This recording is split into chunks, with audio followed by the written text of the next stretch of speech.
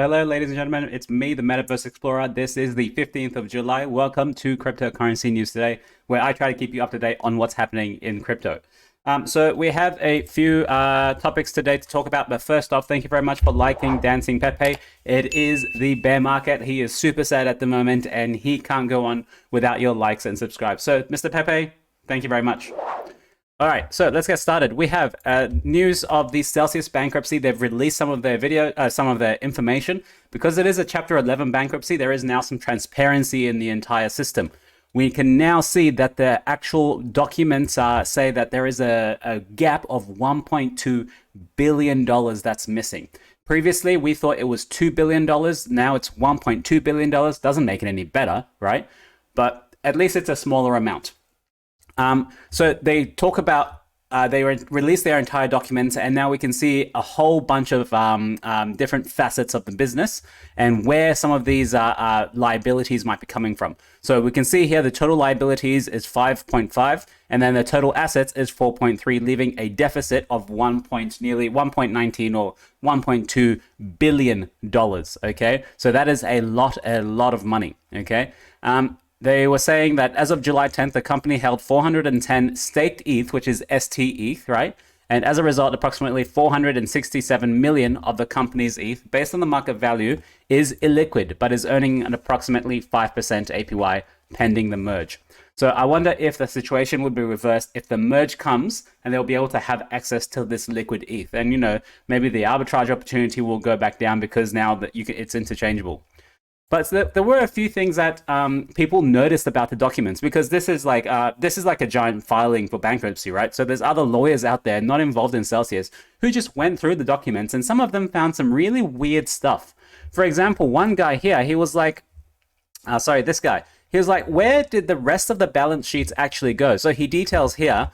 There's losses we can account for. Well, there's $40 million here, $439 million for a private company that's not able to pay back its loans. There is a $15 million lost to Terra. There's $40 million lost to 3AC, and the sale of ST ETH after its DPEG. We don't know how much that was.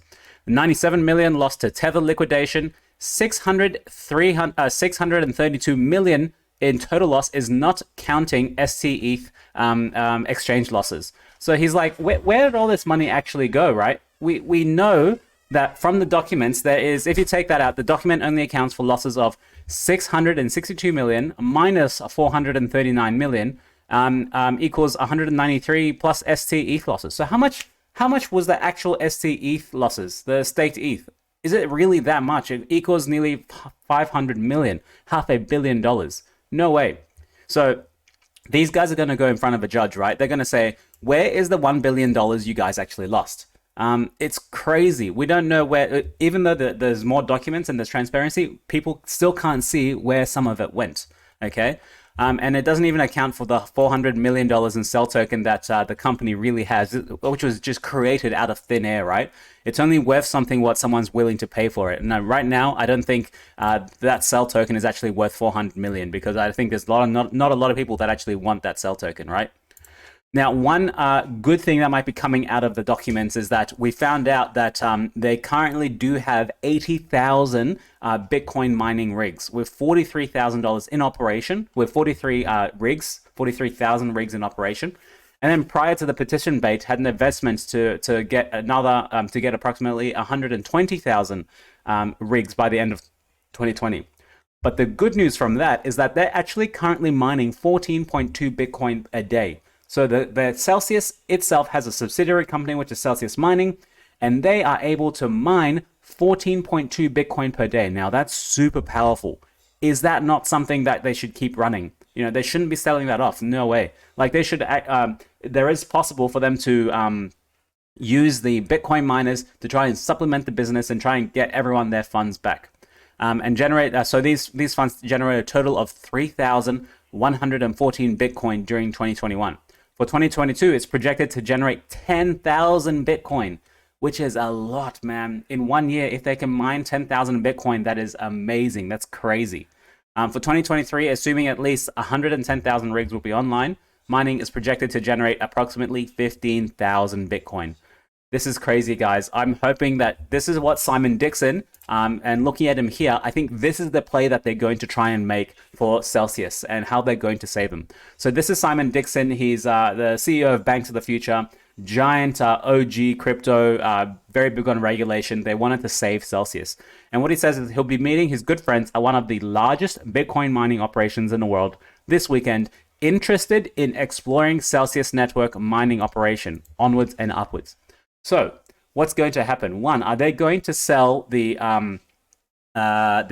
Celsius mining rigs to the biggest mining corporation? Is the biggest mining corporation going to take over operations of Celsius? Are they going to be selling some of the machines? Are they going to be selling some of the Bitcoin? Are they going to somehow go into like a strategic partnership to help each other somehow, share electricity costs? We don't know, right? But this is, I think, the play that they're going to be making, because at the moment, the revenue they're generating from these Bitcoin miners is pure gold. This revenue from the Bitcoin is amazing. They need to really keep that going.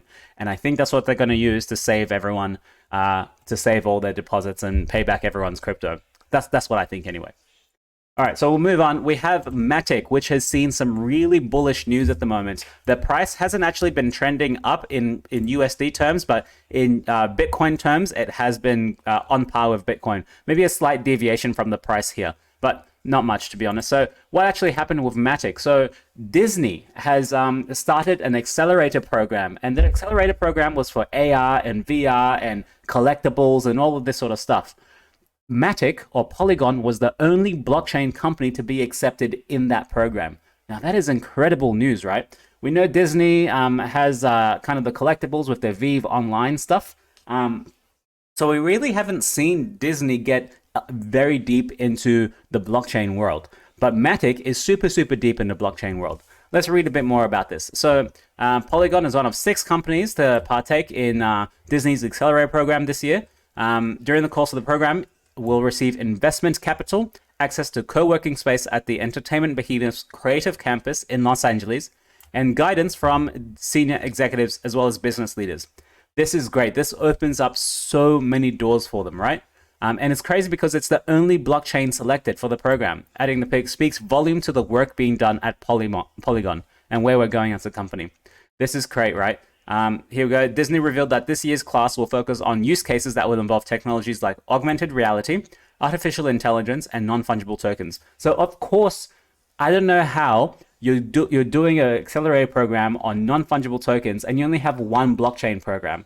Shouldn't all of them be blockchain programs? Who outside of crypto would know how NFTs work inside and out? You need blockchain programs. If anything, you need to get like Magic Eden on top of it. You need to get OpenSea as well on top of it. Maybe some NFT marketplaces, some artificial intelligence people, and AR. I don't know if we have many good AR companies in the Disney Accelerator program. We have Facebook and Meta, but really they don't need an accelerator. They are their accelerator. So this is the Polygon price. Not much has really changed, to be honest, for that. Next thing I'm going to talk about is the little Ancient 8 graphic that I saw. So there's a strong correlation between NFTs and GameFi adoption. While NFT investors participate in DeFi at a similar rate to general investors, their GameFi participation rate far exceeds the average. So they're saying GameFi participants are like 82%, whereas normal participation in DeFi is like 58%. So let's look at this general graph here. So reason for participating in an NFT is 70% of people think that the NFT has potential. What does that actually mean? What is potential? Potential to sell it at a later date? No, not really. Only 34% are interested in the NFT community. And this is a very small sample size, right? Only 603 sample size. The portfolio diversification is 50%. I think if you're going to be diversifying your capital funds and you have a giant allocation to NFTs, I don't know, man. NGMI, I don't think you're going to make it. Sure, some NFTs are good, but most of them, 99% of them, just like all the tokens on CoinMarketCap, most of them are shit. I'm sorry. GameFi and DeFi participation rates. We can see that out of 603 people in NFT investors, a lot of people are participated, but not yet participating in NFTs. But when you look at crypto investors in general, a lot of them are participating. A lot less of them are participating. In DeFi, however, the NFT investors, there's so many of them, and crypto investors as well, there's so many of them. So we can see that the sample size for the crypto investors is quite larger than the NFT for DeFi and GameFi. Just an interesting perspective, to see where these people are participating. Because I generally think that GameFi is where we're going to get a whole bunch of people come in. Because the people are not going to learn how to trade a token. If they know they're going to trade a weapon skin or trade a weapon that has a special characteristic that you can go and play with and shoot people with, you'll be like, oh yeah, I know how to do that. Let's do that. It's much, much easier. All right. Let's move on. Circle has now disclosed a full breakdown of the reserves that it has. This is some transparency news that we've been waiting for, right? We know Tether isn't very transparent, and that's why we're seeing their market cap and people redeeming their USDTs into USD. Circle, who is the creator of USDC, they're saying, we're working with regulators. We want to be much better. We're launching our new stablecoin, which is the Euro stablecoin, EUROC. For Europeans instead of using the dollar all the time. And so they've come out and says, yes, this is a full sheet of our breakdown for where your USDC actually is. So, you have USD, you go and buy USDC. What happens to this USD? They give you something on the blockchain, which they have created, right? And now they're saying, we know where all these funds are, so you can not worry and we'll take care of it. All good. As of June 30, about 75.6% of Circle's reserves were held in US Treasuries and 24.4% held in cash at regulated financial institutions. That is a large amount in cash, which is, I don't know how I should feel about that. Either way, if you just have USDC and you just have cash, you're just being diluted away by inflation. So what's it matter, right? What I don't really like is 75.6% in US Treasuries. The US's time as a superpower is slowly but surely declining. I'm sorry, you US participants, but you guys are not the best country out there anymore, right? I don't know who the best country is, but it's definitely not you guys. I know your currency's holding up, but it's still really, really bad, okay? Let's say weighted average maturity of its treasury assets was 43 days. So hopefully if they need to liquidate everything really fast, it'll take 43 days. That's what my understanding of it is. Let's go ahead and look at the actual document that they provided here. Providing Greater Transparency by Jeremy Fox Green. They did some previous articles on how to be stable. They have a long-standing commitment to building trust through transparency, started to share weekly mint burn data for USDC coin, and wrote that we continue to enhance our disclosures. They have USDC cash in 3-month US Treasuries. Since launching in 2018, they had a third-party monthly attestation to the sufficiency of the reserves. Now, compare this to Tether, right? Tether has had an attestation, but no full audits, right? They're really scared of the audits because Tether, I think, is not good. It's fake. I could see you guys just starting to write in the comments. I'm not a fan of Tether myself. I know people will say, no, they've passed it this whole time. They've been going for this long. But hey, look at Celsius, look at UST. You can never trust who you think you can trust, right? If there's smoke, there's fire. Just get out. I've learned that in my crypto view. If there is smoke, there is a fire. You need to start getting out before you get left behind and you get burnt. Same way I did, okay? You need to take charge of this stuff. Let's have a look at the actual full document, right? So they published this on June 30th, USDC reserve assets from Circle. USDC in circulation is $55 billion, $55.5 billion. Total USDC in reserve on hold for USDC depositors. They have more USDC in reserve for the depositors than what is actually in circulation in USDC. Which is interesting, right? So where did that extra 200K come from? 200 million come from, right? Where did that come from? Where is that money? If people only exchange their USD to USDC, and it was supposed to be a 1-to-1, how do you have an extra reserve on top of what people gave you? So you're raising money from somewhere, right? Or you're increasing the percentage rate. Maybe you charge them for every 1.01 USD, you give them 1 USDC. That's what I'm thinking at the moment. So they have some treasury securities owned with the maturity dates and the market values for them. The biggest maturity value is this one on the September 1st, 2022, and it's $5.5 billion. It's a bunch of money, ladies and gentlemen. So, Bank of New York Mellon, Citizens Trust Bank, Customers Bank, New York Community Bank, Signature Bank, Silicon Valley Bank, Silvergate Bank, US Bancorp. So these are the banks we need to look out for. If one of these banks does something shady or starts going into insolvency or bankruptcy, we know that USDC is at a risk. Okay, I'm going to zoom in here so you can see these banks yourself.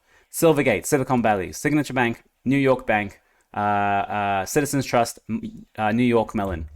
If any of these banks start having problem, or I wouldn't like to see the depegging of USDC, that would be catastrophic for the rest of the ecosystem. All right, let's move on. Who has been raising money in this bear market? We have, last time we covered Forecaster, which were a social media kind of initiative. They raised 30 million. Someone has raised 5 million called DaoLens in the pre-seed. They were raised by Nexus Ventures, Better Ventures, iSeed, Balaj, and we have some individual investors there. So what is it? It is from onboarding to activation to contributor management. We take care of it all. So it's a tooling, kind of a DAO tooling. Let's have a look at their website. Make onboarding personalized, delightful. Get your DAO members ready to contribute in minutes. We do have lots of DAOs raising money at the moment. We were listing among the top 25 Web3 innovations. Oh, very, very cool. So they are actually currently hiring. Let's see who they're hiring and if it's partnerships and alliance, marketing and growth manager, Tribe Head Bangalore. So they are an Indian company. Video magician, Web3 content champion. Ooh, interesting. Web3 content champion. That might be me. That might be me, ladies and gentlemen. Should I go ahead and apply for this? I don't know.